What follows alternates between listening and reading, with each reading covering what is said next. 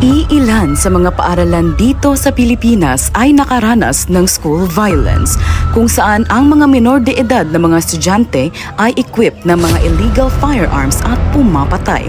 Sa taong 2026 ay mahigit 15 insidente ng school violence ang na-record dito sa Pilipinas.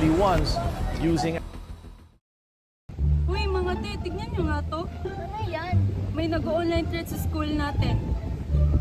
Manda kayo Purokdos National High School because we are the shooting you, the students in the school. Look, nagtatangka pa sila tapos from grammar mga caption nila.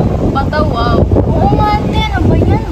So, Guys, nakita niyo ba yung online thread sa school natin? oo, kita lang namin. Bakit? Alam ko na kung sino sa rin. Sino?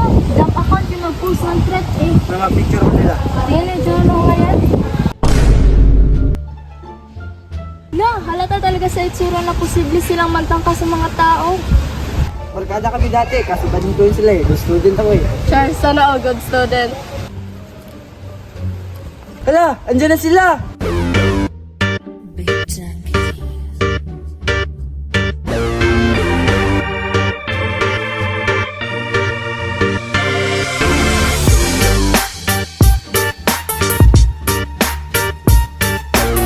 Sinong maangas dyan? Mas maangas pa rin kami!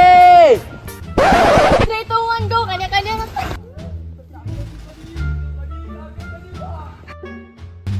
Come out wherever you are! Hanap rin namin kayo! Woo!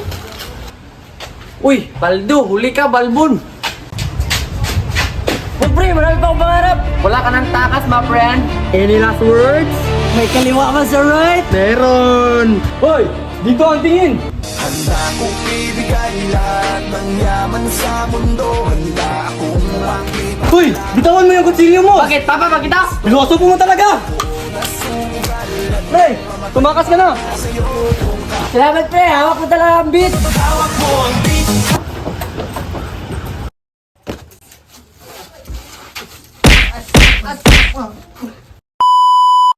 This is King! At tatalakayin natin ngayong araw ang tungkol sa school violence at kung paano ito maiiwasan sa ating mga paaralan. Ang school violence ay isa sa mga alarming issues na hinaharap ng ating bansa ngayon. Na mismo mga minor ring edad ay nagkakaroon ng mga firearms at iba't iba pang mga uri ng gamit na nakakasanhi ng mga school violence. Una, kapag may nakita kayong online threats, kahit dump account pa yan, huwag kayong matakot na isumbong ito sa mga faculty staff sa na-mention na school. I-report na natin to. Sasamahan ka namin.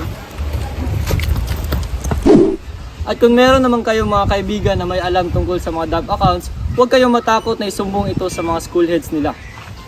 Hey, wait for me! I will report them too! Pangalawa, kapag ang mga suspect ay makikita niyo sa personal, lumikas na kayo agad para iwas disgrasya. At kung ang weapons naman nila ay close range, gamitin ang kaalaman sa self-defense. Sana proud ka sa akin, Gagamboy. At lastly naman, para maiwasan itong lahat, huwag kalimutan na manalangin ng good health at proteksyon sa may kapal. In Jesus' name we pray. Amen. Sana mapalayo isang may baril. Yun lamang ang iilang mga paraan upang maiwasan ang school violence. At hanggang sa muli, ako si Kuya King at huwag kalimutan, say no to school violence!